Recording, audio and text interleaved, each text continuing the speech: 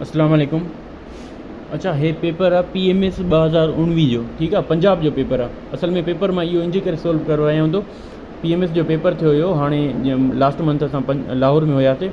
PMS जो paper थियो हुयो 2022 जो, ठीकु आहे। हे 2019 जो पेपर आहे। इन मां 5 खां 6 सवाल खयां विया इन सेम पेपर मां, ठीकु आहे। इनजे करे सोल्व करो आहियां थो त तव्हांखे इंपॉर्टेंस ख़बर पए पास्ट पेपर्स जी, ठीकु आहे। अच्छा, हे GK जा कुझु MCQs हुया उनमें। वर्ल्ड पोलियो डे कॾहिं सेलिब्रेट कयो वेंदो आहे? वर्ल्ड पोलियो डे जेको आहे उहो सेलिब्रेट कयो वेंदो आहे 24 अक्टूबर ते, ठीकु आहे। त इहा डेज़ पाण खे कीअं यादि करणा आहिनि? त जेको करंट मंथ हले थो पियो न, तव्हां उन जा डेज़ लिखी छॾियो। वधि में वधि घणा 6 हूंदा आहिनि या 7, तव्हां उन जा यादि कंदा कयो। जॾहिं टेस्ट हुजे न, उन जा प्रीवियस, करंट ऐं नेक्स्ट मंथ जेको अचे थो उन जा यादि कंदा कयो जॾहिं टेस्ट हुजे त, ठीकु आहे। अच्छा, in which language the folk story Sassui Punhun has been described. अच्छा, इहा डिस्क्राइब कई वई आहे सिंधी लैंग्वेज में। छो इहा सिंध जी स्टोरी हुई कहिड़ी सिटी जी? भंबोर। भंबोर किथे आहे? कहिड़ी डिस्ट्रिक्ट में आहे? इहो सुवाल तव्हांखे मां पढ़ायो आहे, ठठे में आहे। इहा स्टोरी कंहिं लिखी आहे उहा बि तव्हांखे मां पढ़ायो आहे, हाशिम शाह, रिटन बाय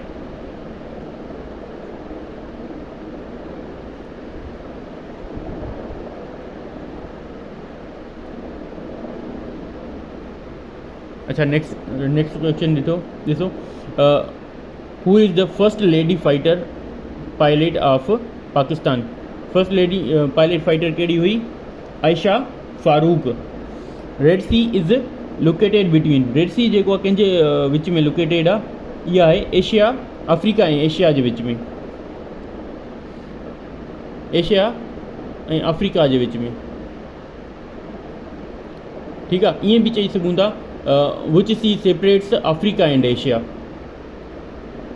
सही आहे। अॻिते ॾिसो, which governor general of Pakistan has shortest tenure.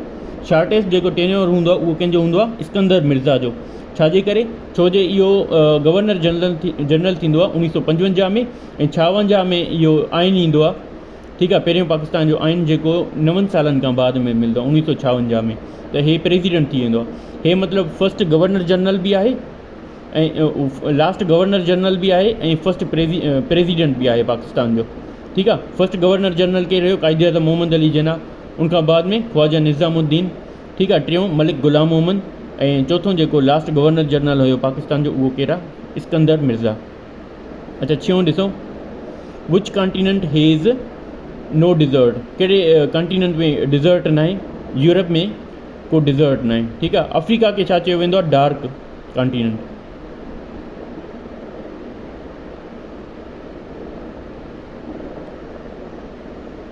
North America जे बारे में छा ॿुधायूं त हिन में जेको आहे मेजर कंट्रीज़ कहिड़ियूं? USA, कैनेडा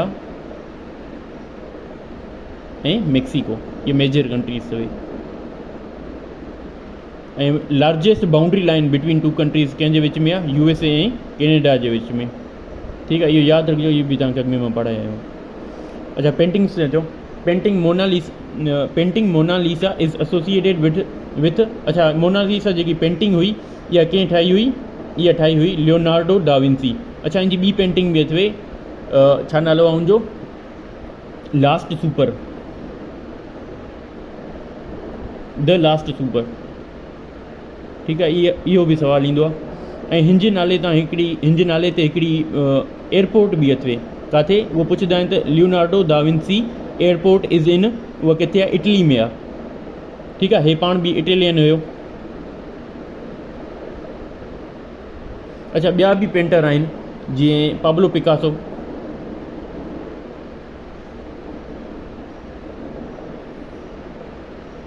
इनजी कहिड़ी पेंटिंग आहे? गुर्निका, फेमस पेंटिंग अथव। अच्छा, ॿियो कहिड़ो आहे? Vincent van Gogh. Vincent van Gogh. अच्छा, हिन जूं कहिड़ियूं पेंटिंग्स आहिनि फेमस? सनफ्लावर। सभु नथो लिखायां, गूगल कंदा आहिनि त इन्हनि जा नाला अची वेंदा अथव। ये फेमस लिखायां थो जेकी अक्सर टेस्ट में ईंदियूं आहिनि।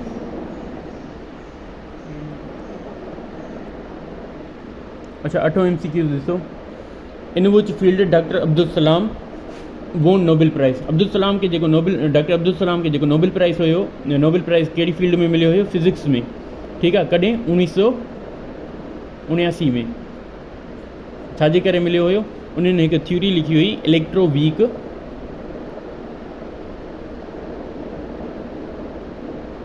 इलेक्ट्रोवीक यूनिफिकेशन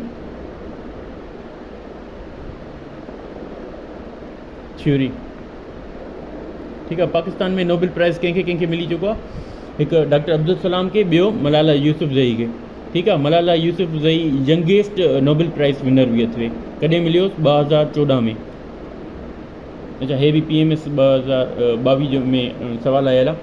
विच gas is responsible for global warming? Global warming जे करे कहिड़ी गैस जेको आहे रिस्पॉन्सिबल हूंदी आहे? Mainly carbon dioxide. ठीकु आहे, largest airport of Pakistan, airport जी जेकी पाकिस्तान जी लार्जेस्ट एयरपोर्ट कहिड़ी आहे? कराची। असल में तो पूरो नालो न लिखियल, जिन्ना international airport.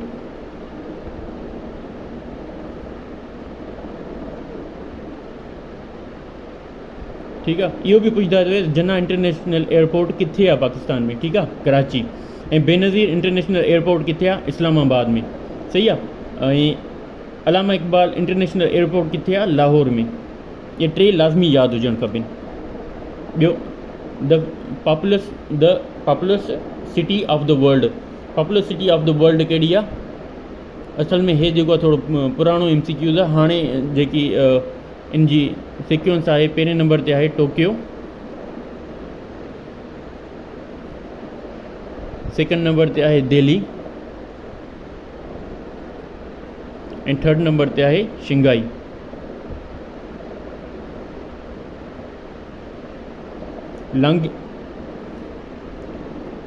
Longest mountain range कहिड़ी आहे? इंडिस।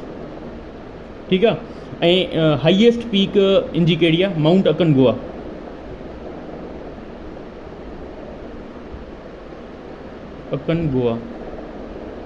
एशिया का ॿाहिरि जेकी हाईएस्ट पीक आहे न, उहा माउंट अकनगुआ आहे। इहा किथे आहे?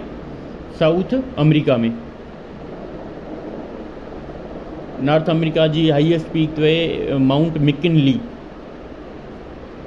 अच्छा, हिनखे हिमालय खे छा चइबो आहे? Youngest mountain range.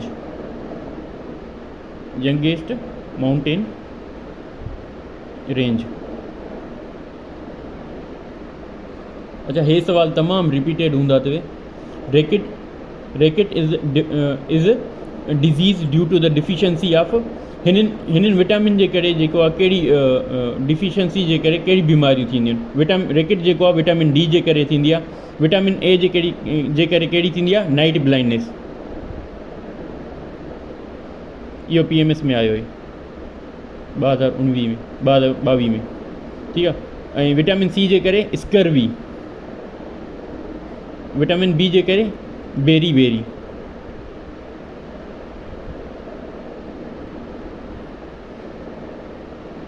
रैकेट जेकी छा जी बीमारी आहे? बोन्स जी बीमारी आहे, बोन जी। Which waterfall is between America and Canada ऐं अमेरिका जे विच में जेकी वाटरफॉल आहे उहा कहिड़ी आहे? Niagara Falls. ठीकु आहे, इहा मोस्ट फेमस वाटरफॉल बि इनखे चयो वेंदो आहे। पुछियो वेंदो आहे त मोस्ट फेमस वाटरफॉल कहिड़ी आहे? त Nigeria fall.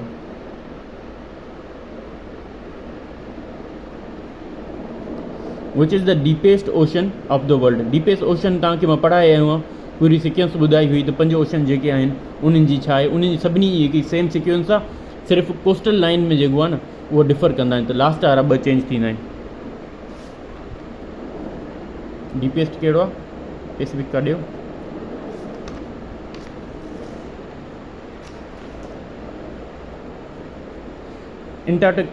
Antarctica is located in. ठीकु आहे, नॉर्थ पोल ते कहिड़ो आहे? साउथ पोल बि तव्हांखे ॿुधाईंदो। साउथ पोल ते कहिड़ो आहे? अंटार्कटिका जेको आहे साउथ पोल ते आहे।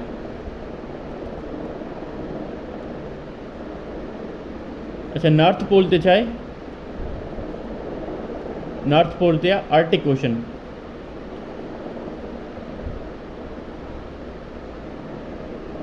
लाफिंग गैस, हे बि आयो PMS 2022 वारे पेपर में। लाफिंग गैस जो जेको फार्मूला उहो छा आहे? N2O, इनके टीयर गैस भी चवंदा आहियूं, लाफिंग गैस भी चवंदा आहियूं। नाइट्रस ऑक्साइड, 2 नाइट्रोजन जा मालिक्यूल, 1 ऑक्सीजन जो। इन which year Musharraf become president, Musharraf जेको आहे कॾहिं प्रेसिडेंट थींदो आहे? 2001 में। ऐं 1999 में छा थींदो आहे? कारगिल जंग थींदी आहे। अच्छा, नेब बि इंट्रोड्यूस थींदी अथई। नेब कॾहिं थींदी आहे? 16 नवंबर 1999 में। कारगिल जंग बि थींदी आहे। 1998 में छा थींदो आहे? 28 मई 1998 में। पाकिस्तान छा कंदो आहे? 6 न्यूक्लियर डिवाइसिस ते एक्सपेरिमेंट कंदो आहे। किथे? चागी में। 3 मई 1998 में पाकिस्तान न्यूक्लियर पावर थींदो आहे। ठीकु आहे। हाईएस्ट वाटरफॉल कहिड़ी आहे? Angel waterfall. किथे आहे? हे आहे साउथ अमेरिका में, वेनेज़ुएला।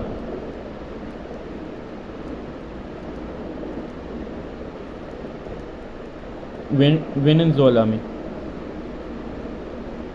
भुट्टो वाज़ काउं नंबर भुट्टो जेको आहे ज़ुल्फ़िकार अली भुट्टो साहब काउं नंबर PM हूंदो आहे पाकिस्तान जो? 9 नंबर PM। ऐं प्रेसिडेंट काउं नंबर हूंदो आहे? प्रेसिडेंट जेको हूंदो आहे 4 नंबर। ठीकु आहे। प्रेसिडेंट जो टेन्योर छा हूंदो आहे? 1971 खां 1973 ताईं। ठीकु आहे। ऐं PM प्राइम मिनिस्टर जो छा हूंदो आहे? 1973 खां 1977 ताईं। ऐं भुट्टो साहब खे कॾहिं फांसी ॾिनी वेंदी आहे? 24 अप्रैल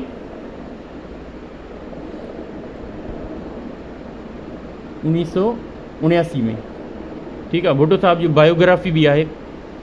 कहिड़ियूं आहिनि? द ग्रेट ट्रेजिडी,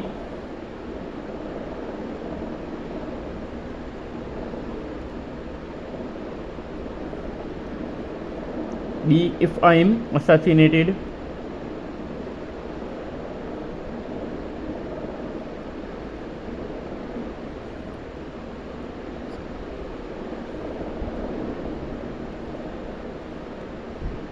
टी भी आहे। टी मूंखे यादि न आहे, ज़हन ते न आहे हिन टाइम। अच्छा, हे कारगिल जंग तव्हांखे मां ॿुधायमि 21 ॾिसो। When did the Kargil war fought, ये तव्हांखे ॿुधायमि त 1999 में। In which year Pakistan left Commonwealth, Pakistan Commonwealth जेको आहे कॾहिं लेफ्ट कंदो आहे? जनवरी 1972 में। When did Zia died during plane crash, Zia कॾहिं वफ़ात कंदो आहे? शहीद थींदो आहे 1988 में। ठीकु आहे। इलेक्शंस बि थींदियूं आहिनि 1988 में, जेकी बेनज़ीर भुट्टो साहिबा विन कंदी आहे ऐं पहिरियों चकर PM थींदी आहे पाकिस्तान जी।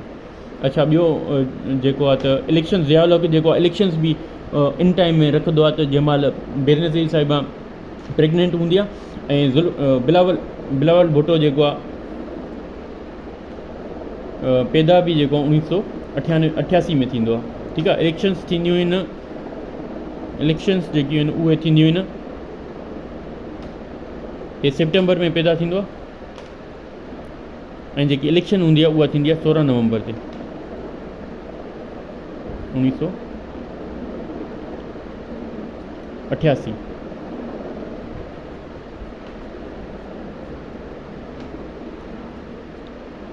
Which one is the biggest ocean Pacific? ठीक है। Which is the largest district of Punjab? Punjab जी जेकी लार्जेस्ट डिस्ट्रिक्ट आहे उहा कहिड़ी आहे? बहावलपुर। सिंध जी कहिड़ी आहे? थरपारकर।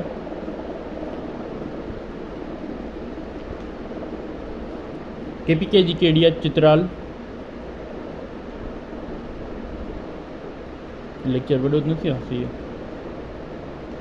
चित्राल। ऐं बलूचिस्तान जी चागी पूरे पाकिस्तान में माना वॾी अथव।